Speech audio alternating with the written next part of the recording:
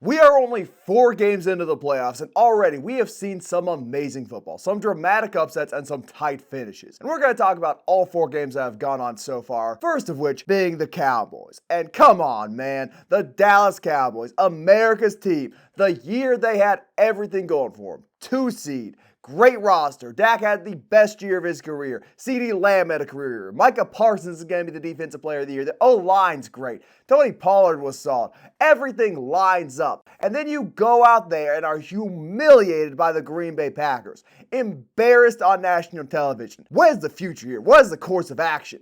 Do you fire the coach? Do you sell the team? Do you cut Dak Prescott? Do you not extend either of your young superstars? What? Where is the path forward? You're losing everybody in free agency. The Cowboys are cooked. This was their 1 year, and they completely failed at it. This is an embarrassing loss for an embarrassing franchise. They will never be back. It will never be their year. Dallas has failed utterly in the creation of a dynasty, and you really do hate seeing it. Well, neither me or you thought they would actually win the Super Bowl or were going to be hoisting the Lombardi trophy. And we didn't think Jerry Jones would have that smile on his face this season. But we did see a collapse coming, whether it be in the Super Bowl, whether it be in the NFC Championship. We knew the Cowboys weren't actually going to win the Super Bowl. We just did not expect it to happen in the wild card round. And the reason I didn't expect this to happen is because the Cowboys, they had the 2 seed. Their offense has been the greatest show on turf when they're playing at home, no matter the opponent. It's on the road when they run into a bunch of issues. So they're playing the Packers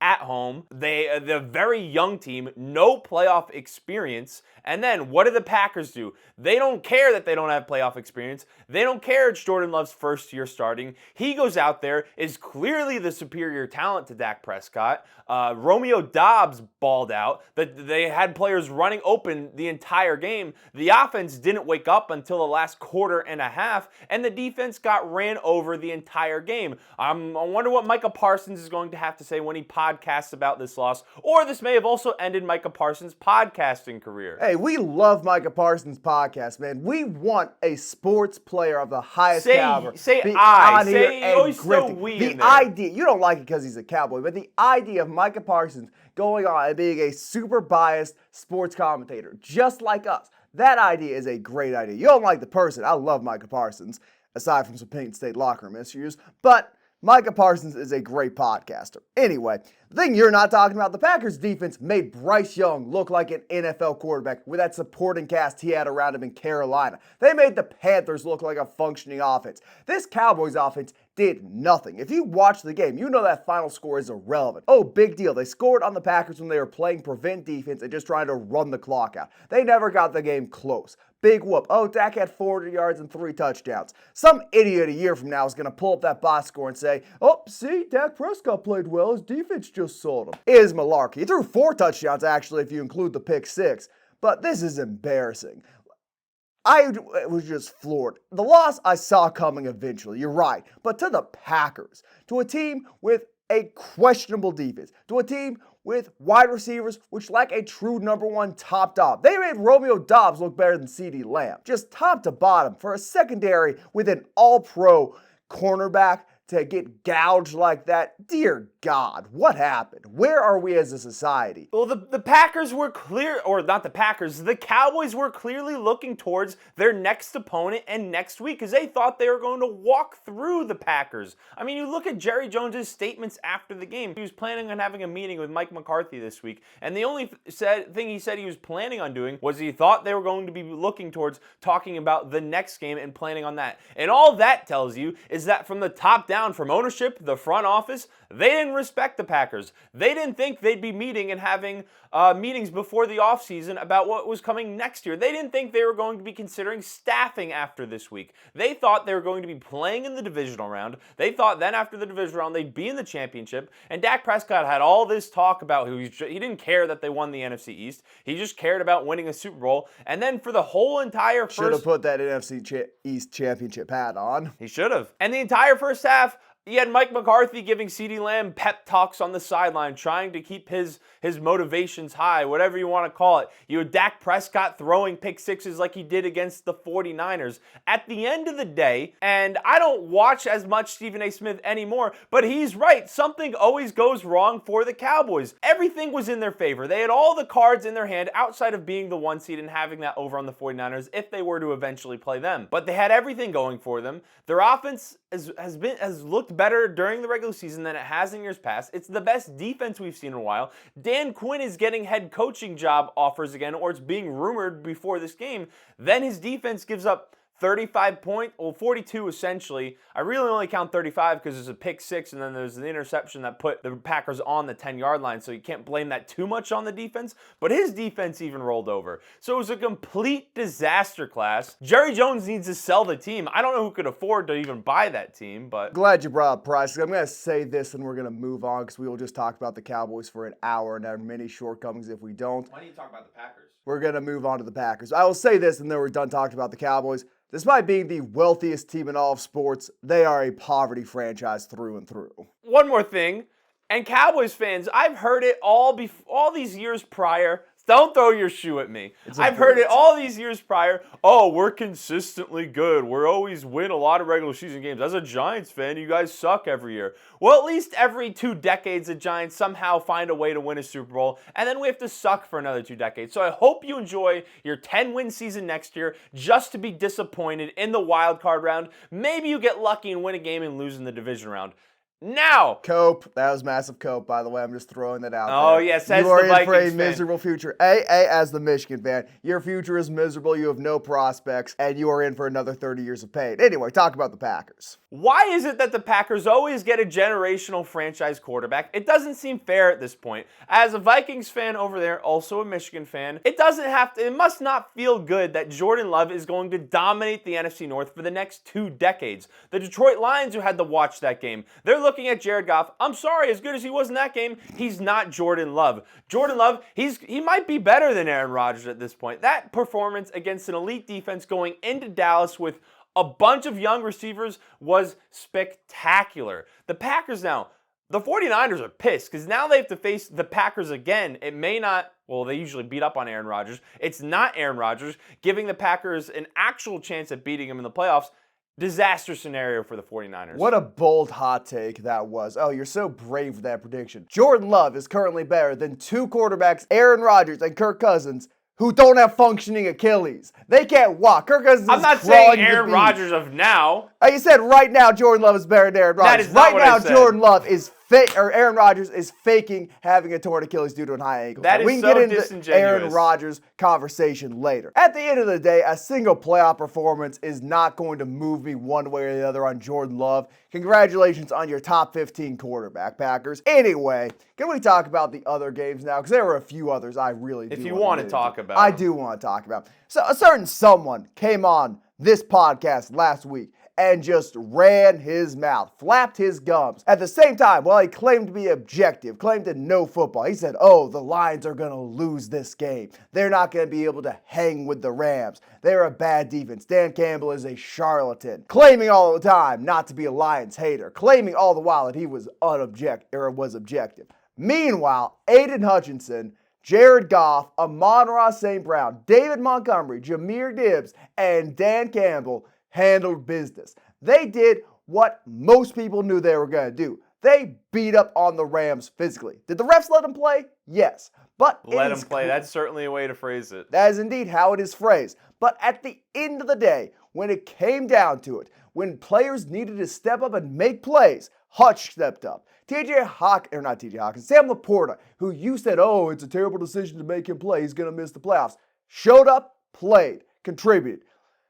Goff, best game of his career in the playoffs against his old team. You cannot hate on this Lions squad. It was a great performance from top to bottom. Anyone who was picking against them was not picking from their heart. They were picking from a PFF page. We here at Thickman Inc., we being me, the royal we, love the Detroit Lions. And I cannot wait to see what they do in the next round. Lions on top. I am a man of objectivity, and I say what I see. And congratulations to the Lions fans that were crying in the stadium. You won a wild card game. I don't care how many years it was since the last time you won a playoff game. That's embarrassing if you're crying over one wild card win. And that is extreme hating right there. That is like top of the line hating you just did. I want you to know. Are you going to cut me off every time I Maybe. speak? I'm not cutting you off. I'm just pointing out that is You're quite the literally highest level of hating in Thick Man Inc. history, what you just did right there.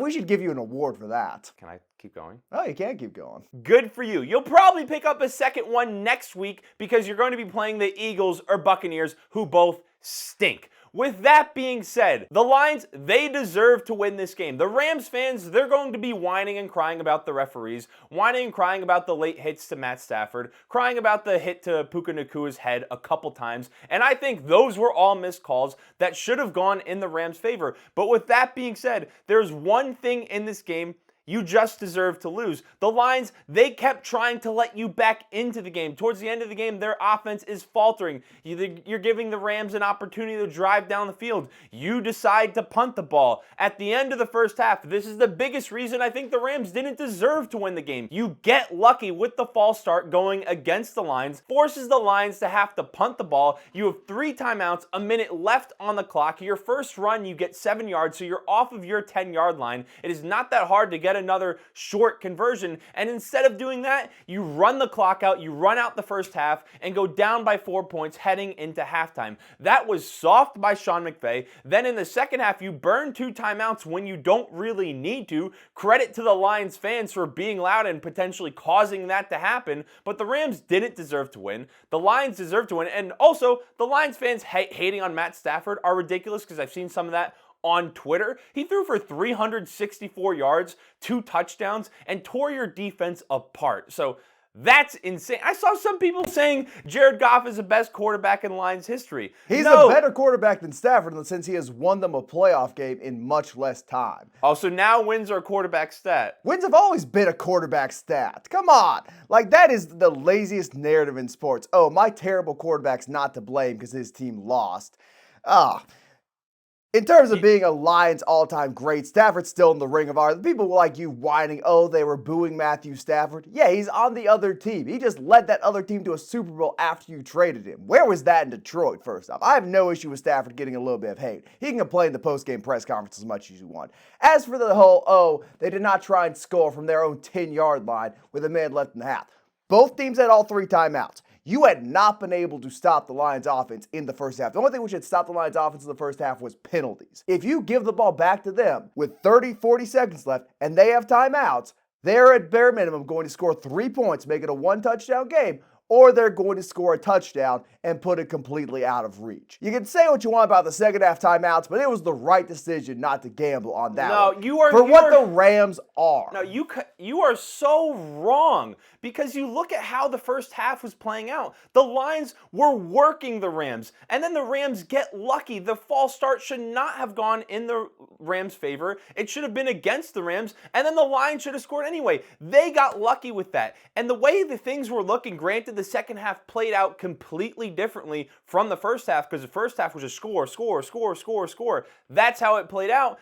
Heading into the second half, the Lions offense is moving the ball up and down the field on you. You get lucky. The refs made the wrong call. You get the ball back and you have an opportunity to steal that momentum. There's risk. It's the playoffs. You need to take them. Dan Campbell at the end of the game, he took a risk in deciding to pass the ball. Worked out because the Rams never had another opportunity to get the ball back. Granted, if they did get the ball back, it would have been a slim one because it would have had like 8 seconds left on the clock, so it wouldn't have really mattered. But so you're saying you've been there's context. There's context you ignored to what I said, and you completely ignored it. They decided to run the ball. They got over 5. It was 6. 5, 6, or 7 yards, doesn't really matter. They got it to second and medium.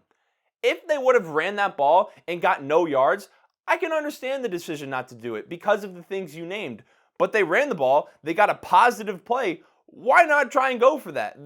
That's context you're completely They're still ignoring. inside their own 20. That's why they try not to go for it. You said, oh, they got lucky and the refs gave them a penalty. Yeah, you got lucky. You now get to take a game, which is a one-score affair, not even a one-touchdown affair. You are down by 4 points. We got lucky. We can now take that at the half. It's not a 2-score lead. If you go out there and risk that, you end the game in the second quarter if you don't pick up a touchdown, or if you give the ball back to them and they're able to drive on you like they have all half. There are so many other things you can point to about Sean McVay, his issues in this game, his roster construction as the Rams have gone on. That is not that big a deal. That is not why the Lions lost that game, or the Rams lost that game. You had an opportunity we've seen over the last 2 weeks of the season that when put under the gun, when put under real pressure, Dan Campbell sometimes makes the wrong decision. And you have an opportunity at halftime to really take advantage of the Lions' emotions, take advantage of the momentum in the game, and instead you said, oh, we're just going down by 4. And instead the Lions are like, going to halftime, oh, we're up by 4. We're still controlling this game. We can do this, essentially. And then in the second half, you burn 2 timeouts when you don't really need to. At that point, it's better to take the penalties. At the end of the game, it allows the Lions to play with the cards in their favor. So that's the one thing from the Rams' perspective. You didn't deserve to win. You made coaching mistakes, and you didn't play aggressive when you could have. So that's what I have to say. I just disagree with you. At the end of the day, this is all kind of starting to sound like to me, well, the Lions didn't win this game. The Rams lost it, which you are within your right to say. But no, the Lions won the game. But the Lions, you have been disrespecting them pretty consistently throughout this final month of the season. They are a good team which now has momentum, which is winning games, and will go into the second round of the playoffs on a 2-game winning streak. Will look to make that 3, and then with all that momentum, with an offense which is clicking, is going to roll into Candlestick Stadium, or whatever they call it these days, and take on the 49ers. I don't think we can count them out of making the Super Bowl. I think the way they've been playing and the way they've been getting coached, this is a team which has potential. You may dismiss them in the head-to-head matchup. You may say, oh, the 49ers got better defense, they got better offense, they're going to run all over them. I truly am starting to think the Lions are making their first Super Bowl. That's going to wind up being a cold take because they're going to win next week. I don't care who they're playing. Then let's just assume they're going to the 49ers stadium. I'm making an assumption now. And they're going to get smoked. It's an away game, outdoor stadium. The 49ers are going to blow them out of the building. And what do you think is a more nightmare scenario for them? Jordan Love all of a sudden becoming one of the greatest quarterbacks in the NFL, beating the 49ers next week, massive upset, and then having all that momentum to go into the Lions stadium and the Lions being expected to win because they have the better and more experienced roster. All in all, I think it's going to be an interesting side in the NFC. I am almost certain that the 49ers are going to beat the Packers. I'd bet a very large sum of money that they are not going to let Jordan Love have another great game. There's going to be some regression to the mean for that. Of the teams left in the NFC, the Lions are the only one with a shot to beat the 49ers. Enough NFC talk, though. Time to get over to the AFC. And man, how about those Houston Texans? We thought it was going to be a tight game. The Browns defense would ultimately roll over the Texans offense, make it a low-scoring affair. Could not have been more wrong. The Joe Flacco interception certainly did help the Texans, but at the end of the day, CJ Stroud absolutely cooked that top-tier defense. Myles Garrett was a liability in this game. He had false starts. He was getting beaten single protection by a tackle. It was not a good look for anyone on that Browns roster. And now they're going to be forced to ask themselves, okay, well, would we have won this game with Deshaun Watson? I'm going to say maybe just because of how... You wouldn't have been in the playoffs with Deshaun Watson. Just because of how bad Flacco's interceptions were. Would you have been in this position with Deshaun Watson?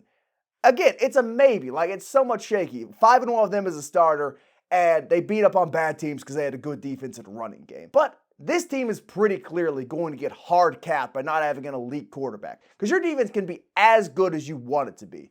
But when they get punched in the mouth and you have no offensive support, it's not going to matter. This defense is not going to single-handedly carry you to a postseason victory. And that quarterback play you have, whether that be Flacco, whether that be Watson, whether that be some other third backup they bring in this year whenever Watson gets hurt next season and they have to roll him out there for the playoffs, it doesn't matter.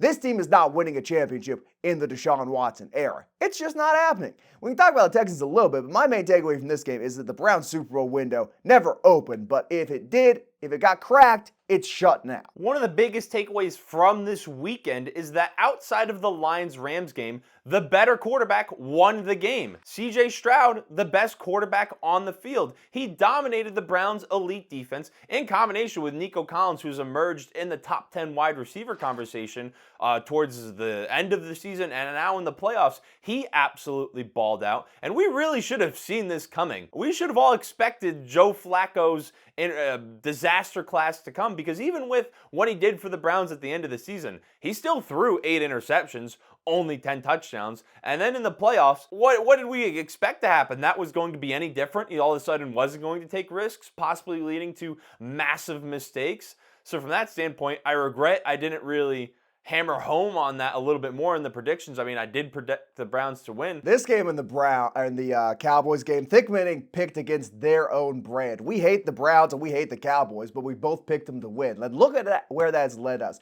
We need to both pick the 49ers to win next week. We need to start a trend going here. So that way the 49ers Exactly.